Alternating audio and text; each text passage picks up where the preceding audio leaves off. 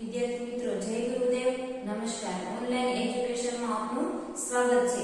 તો વિદ્યાર્થી મિત્રો આજે આપણે ત્રીજા ધોરણનું પાંચમું ચેપ્ટર ભણવાનું છે જેનું નામ છે કોરો કાચબો ભીનો ચાંદો।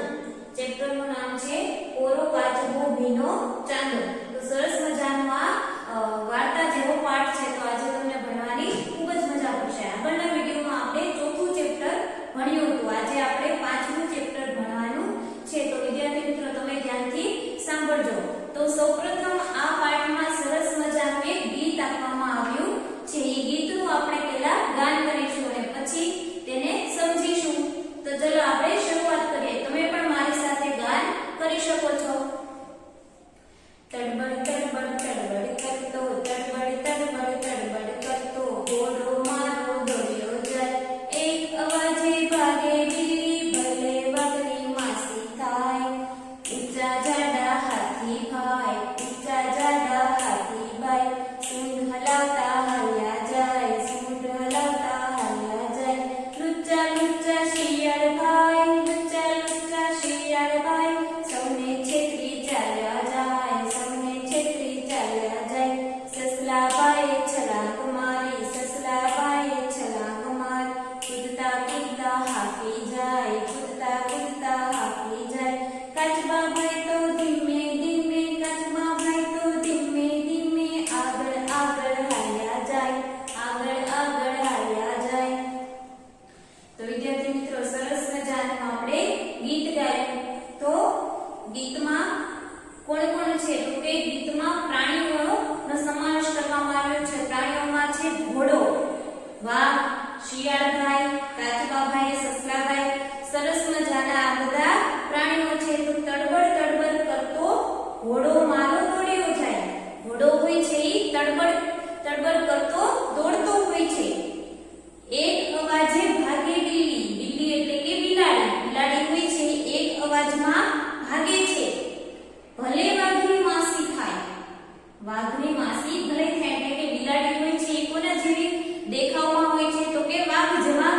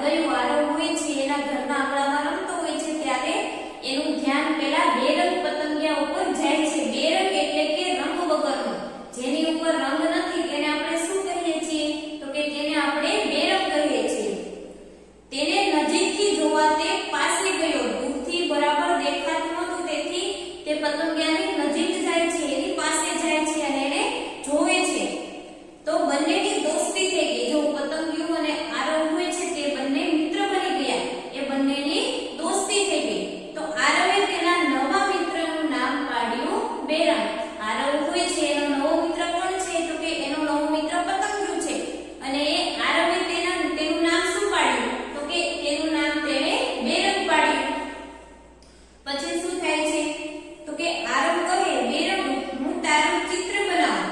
આરવ શું કહે છે બેરંગને તેના મિત્રને કે બેરંગ હું તારું એક સરસ મજાનું ચિત્ર બનાવું. બેરંગ કહે ચોક્કસ બનાવ. આરવ તો બેઠો આગળ કાગળ પેન્સિલ અને મીડિયા રંગ લઈને. આરવ હોય છે એ શું વસ્તુ લઈને બેસે છે તો કે કાગળ પેન્સિલ અને મીડિયા રંગ.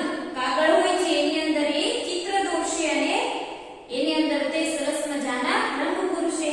તો તેણે તો તદ્દન બેરંગ જેવું જ ચિત્ર દોરી કાઢ્યું. વારો હોય છે એ સરસ મજાનું તેણે પતંગિયું દોર્યું. અને કયું પતંગિયું દોર્યું તો કે બેરંગનું. બેરંગ હોય છે એવું જ એણે એના જેવું જ પતંગિયું દોર્યું.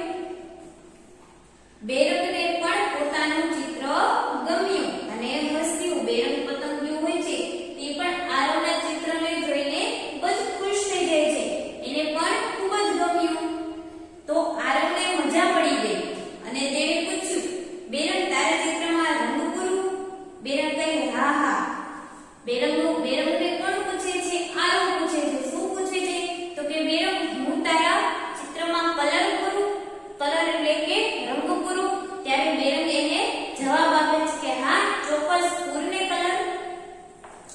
બેરંગ હોય છે તેને કલર ખૂબ જ ગમે છે પણ તેના શરીર ઉપર રંગ હતા નહીં. તેથી આરવને કહે છે કે હા તું રંગ પૂર.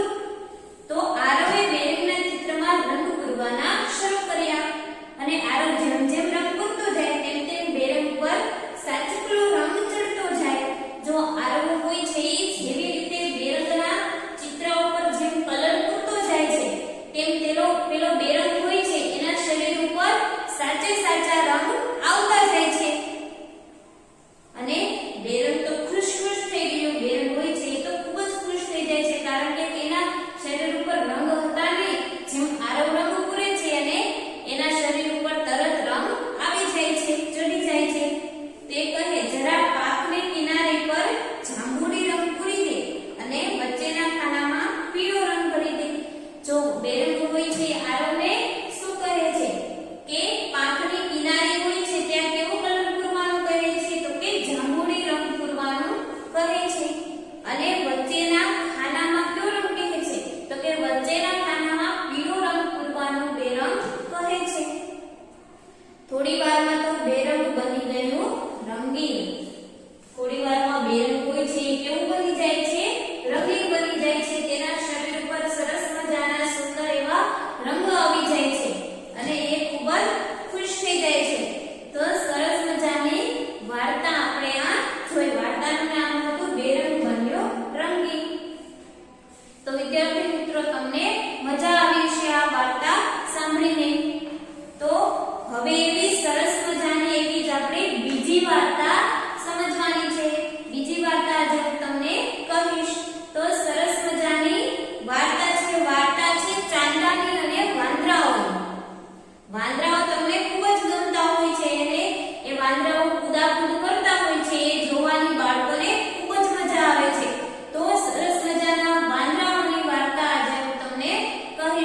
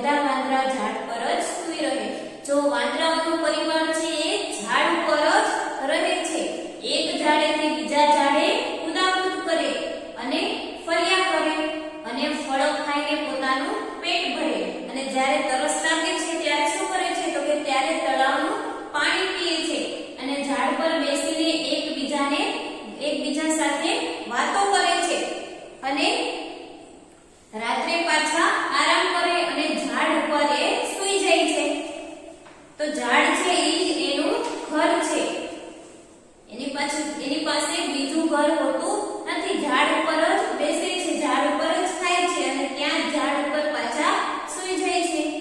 આગળ શું થાય છે તો કે વાંદરાના આ ટોળામાં નટખટ બચ્ચાય હતા. જો તમને ખબર છે કે વાંદરા હોય છે, કુટુંબ હોય છે, એમાં નાના નાના બાળકો પણ હોય છે. જેવી રીતે આપણે કુટુંબમાં રહીએ છીએ તો તમારી જેવા બાળકો પણ હોય છે. તો આ વાંદરાના ટોળામાં નાના નાના બાળકો પણ હતા, એટલે કે બચ્ચા પણ હતા.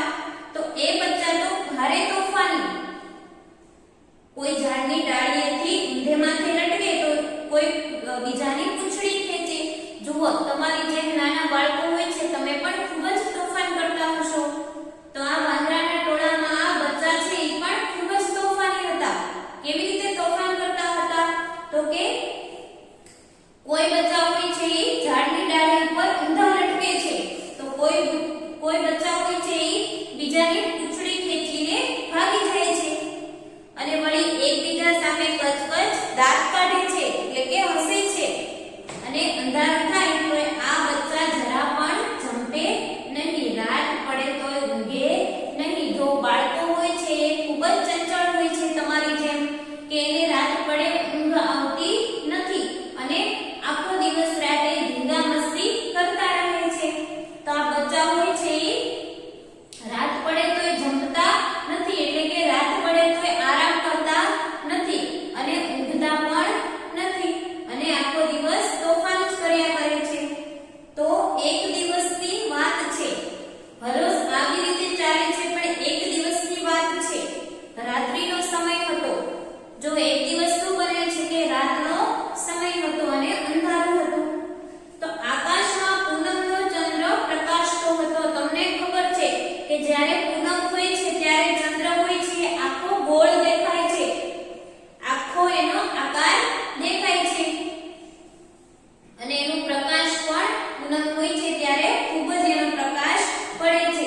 તો મોટા વાંદરા ઘસઘસાટ ઊંઘતા હતા, પરંતુ પેલા બચ્ચાની વાતો ચાલતી હતી. જો એ સાંજ રાતના સમયે મોટા વાંદરાઓ હતા એ બધા ઘસઘસાટ ઊંઘતા હતા, એટલે કે સૂતા હતા. પણ આ નાના નાના બચ્ચા હતા તમારી જેવા, એ નાના નાના બચ્ચા જાગતા હતા અને એકબીજા સાથે વાતો કરતા હતા. એને રાત પડે ઊંઘ આવતી નથી. જાણે માખીઓનો ગણગણાટ એવી રીતે ધીમે ધીમે વાતો કરતા હતા, જેથી મોટા વાંદરાઓ હોય છે એ જાગી ન જાય, એટલે ધીમે ધીમે વાતો કરતા હતા. અને એવામાં ગજ્જુની નજર નીચે ગઈ. જો ગજ્જુ કોણ હોય છે તો કે ગજ્જુ હોય છે એ આ બચ્ચામાંનો એક છે. એક બચ્ચાનું નામ ગજ્જુ છે અને એની નજર હોય છે એ નીચે જાય છે. એ ઝાડ ઉપર બેઠા હોય છે, બેઠા બેઠા વાતો કરતા હોય છે અને એની નજર છે એ નીચે જાય છે. તો ગજ્જુની નજર નીચે ગઈ. અરે આ શું, પાણીમાં ચાંદો? જગ્ગુને થયું નક્કી ચાંદો પાણીમાં પડી ગયો છે. જો ગજ્જુ બાળકો હોય છે, બચ્ચું હોય છે એ જોવે છે તો પાણીમાં એને ચાંદો દેખાય છે. પાણીમાં ગજ્જુને ચાંદો દેખાય છે અને બધાને કહે છે કે પાણીમાં ચાંદો? નક્કી આ ચાંદો છે એ પાણીમાં પડી ગયો છે. એની નજર ઉપર જતી નથી, ઉપર જોતો નથી, પણ પાણીમાં જે પ્રતિબિંબ પડતું હતું તળાવમાં એ જોવે છે અને એમ કહે છે કે નક્કી આ ચાંદો પાણીમાં જ પડી ગયો છે. ગજ્જુએ હળવેથી બીજા બચ્ચાને કહ્યું. ગજ્જુ હોય છે હળવેથી ધીમે ધીમે બીજા બધા એના સાથી મિત્રો હોય છે એને કહે છે કે ફટાફટ આવો, અહીં જુઓ ચાંદો તળાવમાં પડી ગયો છે. બધા બચ્ચાઓને બોલાવીને એ કહે છે કે ફટાફટ અહીં આવો અને જુઓ કે આ ચાંદો તળાવમાં પડી ગયો છે. વાનર સેનાના બધા બચ્ચાએ ચૂપચાપ નીચે જોયું. વાનર સેનાના જે બધા નાના નાના બચ્ચા હતા એને ચૂપચાપ નીચે જોયું. તો તળાવના શાંત જળમાં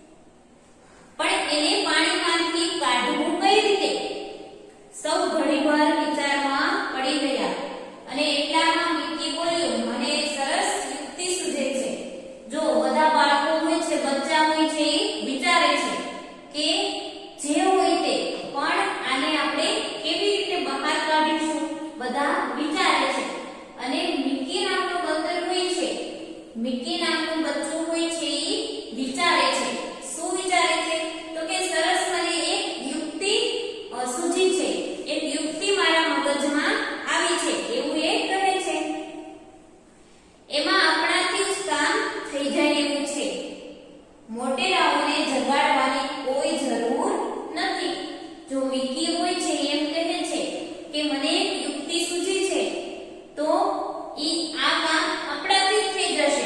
એમાં મોટાઓને જગાડવાની જરૂર નથી, એટલે કે કોઈને જગાડવા નથી. આ આપણે ચાંદાને આપણે જાતે જ બહાર કાઢીએ. પછી આગળ શું થાય છે, કેવી રીતે બહાર કાઢે છે જોઈએ આપણે. બધા બોલી પડ્યા, જલ્દી બોલ, શું કરીએ? મિકી બોલ્યો, જગ્ગુ ઝાડની ડાળી પકડીને લટકશે. જગ્ગુ નામનો બંદર હોય છે, ઈ ડાળી પકડીને લટકશે ઊંધો. ચીંપુ તેની પૂંછડી પર પકડીને લટકશે. મોન્ટી ચીંપુની પૂંછડી પકડીને લટકશે. એવી રીતે ઊંધા એકબીજાની પૂંછડી પકડીને લટકશું અને એવી રીતે ચાંદાને આપણે પકડી લઈશું. તો એવી સરસ મજાની યુક્તિ એ વિચારે છે. તો ચલો આગળ જોઈએ કે પોતાની ડોક ચારે બાજુ ફેરવી ટટ્ટાર થતા મિકીએ કહ્યું, હું બહાદુર મિકી આ મુંડીની પૂંછડી પકડી છેક પાણી સુધી પહોંચી જઈશ ને ફટાક કરતા ચાંદાને પકડીને બહાર કાઢીશ. તો મિકી હોય છે એ ખૂબ જ નીડર હોય છે. એ ખૂબ જ નીડર હોય છે અને કહે છે કે હું બહાદુર છું. આ મુંડીની પૂંછડી પકડીને છેક સુધી હું પાણીમાં લટકી જઈશ અને હાથ લાંબો કર મારો પગ લાંબો કરીને હું ચાંદાને ફટાફટ પકડીને બહાર કાઢી લઈશ, એવું એ કહે છે. તો બધાને આ ઉપાય ખૂબ જ ગમી ગયો. બધા બંદર હોય છે, બધા બચ્ચાઓ હોય છે, એને આ ઉપાય ખૂબ જ ગમી જાય છે. અને જગ્ગુ અને મોન્ટી બોલ્યા, જગ્ગુ નામનો બંદર અને મોન્ટી નામનો બંદર એ બંને બોલે છે, વાહ કેવી મજા પડશે, કામ પણ થશે અને ગમત પણ થશે. જો આ બે બંદર હોય છે એ એવું કહે છે કે વાહ ખૂબ જ મજા પડશે, આપણું કામ પણ થઈ જશે. કામ શું? તો કે જે ચંદ્ર હોય છે, ચાંદો હોય છે એ પાણીમાંથી નીકળી જશે અને આપણે ગમત પણ થશે. ગમત એટલે કે રમત પણ થશે, એટલે ખૂબ મજા પડશે એવું કહે છે. ત્યાર પછી જોઈએ યોજના નક્કી થઈ. જે આયોજન કર્યું હતું તે નક્કી કરી લીધું કે આપણે કેવી રીતે કરવું. તો આયોજન મુજબ જગ્ગુએ ઝાડની ડાળી પકડી. આયોજન જે હતું, જે યુક્તિ હતી એ પ્રમાણે જગ્ગુ નામનો બંદર હોય છે, જગ્ગુ નામનો બચ્ચું હોય છે, એને ઝાડની ડાળી પકડી રહી છે અને ચીંપુએ જગ્ગુની પૂંછડી પકડી. ચીંપુ હોય છે એ જગ્ગુની પૂંછડી પકડે છે અને મોન્ટુએ તેની પૂંછડી પકડી અને મિકીએ મોન્ટીની પૂંછડી પકડી. એવી રીતે એકબીજાની પૂંછડી પકડીને ઊંધા લટકી જાય છે ઝાડ નીચે અને મિકી પાણી સુધી પહોંચ્યું. મિકી હોય છે જેણે કીધું હતું ને કે હું ખૂબ જ બહાદુર છું, હું ફટાક કરતા ચાંદાને પકડીને બહાર કાઢી લઈશ. તો આ મિકી હોય છે એ પાણી સુધી પહોંચી જાય છે ઊંધા લટકીને. આગળ શું થાય છે તો કે તેણે ચાંદાને પકડવા એક હાથ પાણીમાં નાખ્યો. જો એને ચાંદાને પકડવા એક હાથ પાણીમાં નાખે છે અને પણ આ શું, પાણીમાં દેખાતો હતો તે ચાંદો આમ તેમ ડગુમગુ ડોલવા લાગ્યો અને પાણીમાં વિખરાઈ ગયો. તો બંગડી જેવા ટુકડા થઈ ગયા. હવે શું કરવું? જો પાણી હોય છે એ સ્થિર હોતું નથી, તેમાં કોઈ પણ વસ્તુ નાખવામાં આવે તો તરત એ અસ્થિર થઈ જાય છે, આમ તેમ જવા લાગે છે, કારણ કે એ પ્રવાહી છે. તો પાણીની અંદર ચાંદાનું પ્રતિબિંબ પડતું હતું. ચાંદાનું પ્રતિબિંબ પડતું હોવાથી જેવો મિકી હોય છે પોતાનો હાથ પાણીમાં નાખે છે ચાંદાને પકડવા માટે, એવું તેમાં પ્રતિબિંબ પડતું હતું ચાંદાનું, ઈ ડોલવા લાગે છે અને આમ તેમ વિખરાઈ જાય છે. તો બધા બચ્ચાઓ હોય છે એ તો વિચારમાં પડી જાય છે કે આ શું થાય છે. તો તેવામાં જગ્ગુની પકડ છૂટી ગઈ. એ લોકો વિચારતા હતા, વિચારવામાં જગ્ગુએ જે ઊંધા લટકીને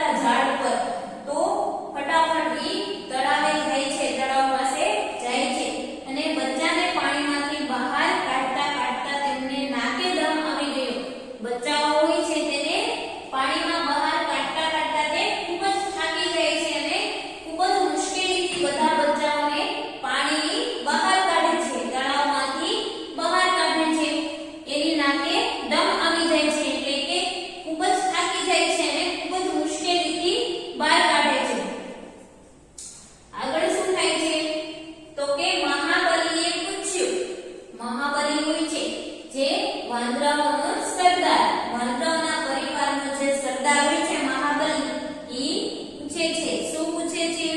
તો કે આમ અડધી રાતે પાણીમાં કેવી રીતે પડ્યા? તો વાંદરાઓનો સરદાર મહાબલી હોય છે ઈ પૂછે છે કે આવી રીતે તમે આ અડધી રાતે તળાવમાં કેવી રીતે બધા પડ્યા? અહીંયા તમારે શું કામ હતું? તો તળાવમાં કેમ પડ્યા? તો જબ્બુએ માંડીને વાત કરી. જબ્બુ હોય છે ઈ પહેલેથી છેલ્લે સુધીની બધી વાત કરે છે અને તેની વાત પૂરી થઈ ત્યાં સુધીમાં તળાવનું પાણી સ્થિર થઈ ગયું. તળાવનું પાણી તમને લોકોને ખબર છે કે થોડી વાર માટે જ એ પાણી અસ્થિર હોય છે, પાછું એ પાણી સ્થિર થઈ જાય છે થોડી વારમાં, થોડા સમયમાં. તો માંડીને વાત કરે છે, એ વાત પૂરી થઈ ત્યાં તળાવનું જે પાણી હતું એ સ્થિર થઈ ગયું. પાછો પેલો ચંદ્ર હતો, પેલો ચાંદો હતો, તેનું પ્રતિબિંબ તળાવમાં દેખાવા લાગ્યું. આગળ જોઈએ. હવે તેમાં ફરી ચાંદો દેખાવા માંડ્યો અને જબ્બુ, મોન્ટી, ચીંપુ, મિકી એક સાથે પાણીમાં જુઓ ચાંદો, બચાવો તેને, એમ બોલી ઉઠ્યા. તો ચારે બાળકો છે, આ ચારે બચ્ચાઓ, ઈ ચારે બચ્ચાઓ બોલી ઉઠે છે કે પાણીમાં જુઓ ચાંદો છે, આ ચાંદાને બચાવો, એને બહાર કાઢો. અને ચાંદો પાણીમાં પડી ગયો છે તો તેને બહાર કાઢો. મહાબલી સાથે બધા વડીલ વાંદરા ખડખડાટ હસી પડ્યા. મહાબલી વાંદરાઓ હોય છે ઈ બધા એક સાથે હસી પડે છે, કારણ કે આ નાના બાળકો હોય છે ઈ ચાંદાને બહાર કાઢવાની વાત કરે છે. કારણ કે જે વડીલ વાંદરાઓ હોય છે એને ખબર હોય છે કે હકીકતમાં તળાવમાં ચાંદો પડી ગયો નથી, બલ્કે એનું પ્રતિબિંબ પાણીમાં પડી રહ્યું છે. તો બધા હસી પડે છે. પછી આગળ શું થાય છે? તો કે મહાબલી કહે, એ તો ચાંદાનું પ્રતિબિંબ છે, આકાશમાં જુઓ, એ રહ્યો તમારો ચાંદો. તે મહાબલી હોય છે એ આ બધા નાના નાના બચ્ચાઓને કહે છે કે એમાં હકીકતનો ચાંદો નથી, તળાવમાં કોઈ ચાંદો નથી, એમાં ચાંદાનું પ્રતિબિંબ ખાલી છે. તમારો ચાંદો તો આ આકાશમાં છે, ઉપર જુઓ. ઉપર જોવાનું કહે છે બધા બચ્ચાઓને અને કહે છે કે ઉપર જુઓ, ચાંદો તો ત્યાં જ છે, ચાંદો તળાવમાં પડી ગયો નથી. પછી બધા મોટા વાંદરાઓએ તળાવમાં જબ્બુ, મોન્ટી, ચીંપુ અને મિકીને તેમના પ્રતિબિંબ બતાવ્યા. જો બધા વાંદરાઓ શું કરે છે? તો કે પ્રતિબિંબની સમજ આપવા માટે આ નાના નાના બચ્ચાઓને તળાવ પાસે લઈ જાય છે અને તળાવના કાંઠે ઊભા રાખે છે. અને જબ્બુ, મોન્ટી, ચીંપુ અને મિકી આ ચારેયને પોતાના પ્રતિબિંબ બતાવે છે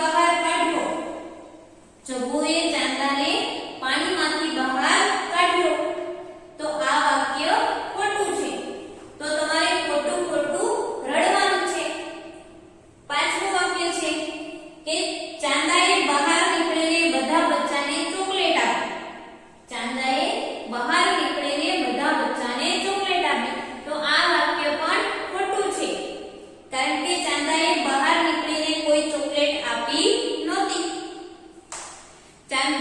તળાવમાં તો માત્ર ચંદ્રનું પ્રતિબિંબ દેખાતું હતું, તેમાં ચાંદો હતો નહીં. પછી છઠ્ઠું વાક્ય છે કે